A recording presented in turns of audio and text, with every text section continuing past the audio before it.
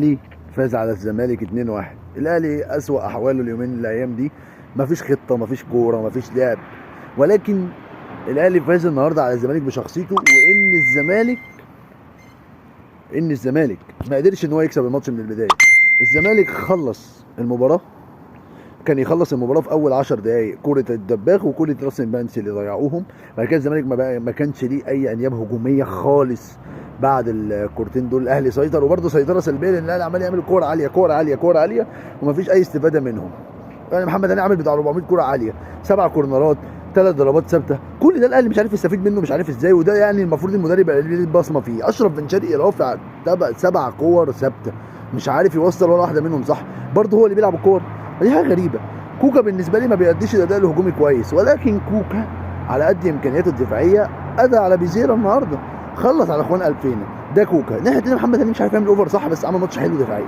محمد هاني يا جماعه بيعرف يدافع بس، لكن انه يعمل اوفرات دي ويعمل تكمله هجوميه مش قد كده. تمام.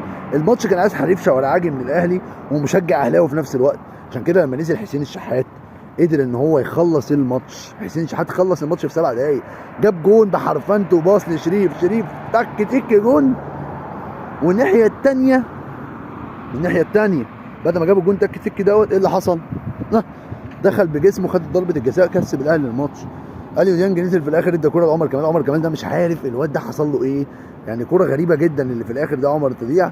هارد لك نادي الزمالك، يعني كان متوقع ان الاهلي يكسب الزمالك بالسكواد بتاع الاهلي. الاهلي غايب عنه نجوم كتير النهارده، الاهلي ما عندوش خطه، ولكن الزمالك ما استغلش الحاله دي. الاهلي قدر يكسب. الاهلي اللي كانوا بيتريقوا عليه بيقول لك الاهلي هيهبط، اقدر اقول لك ان الاهلي رسميا هو اول الدوري اذا فاز في المباراه المؤجله. هارد لك نادي الزمالك، مبروك للنادي الاهلي، مبروك لجمهوره. لو وصلت معايا لاخر الفيديو دوت، قبل بس ما تقفل الفيديو ما تنساش تعمل اشتراك في القناه وتعمل لايك واقول كلمتين. يا جماعه الاهلي كسب، الزمالك خسر، دي كوره، الموضوع خلص، مش ناقص تحفيل. انت ممكن تقول بزيرة في جيب كوكا والكلام الجميل ده، بس خلاص الماتش خلص. مش عايزين شتيمه، مش عايزين شغل يعني ضرب في السوشيال ميديا ايه. انت خلاص كسبت كاهلاوي، انا اهلاوي فرحان الحمد لله احنا كسبنا واحتفلت بالاهداف، خلاص الموضوع خلص. انما بقى نقعد نقول امك وابوك الكلام ده يعني فارغ.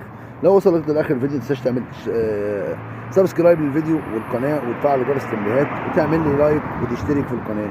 سلام.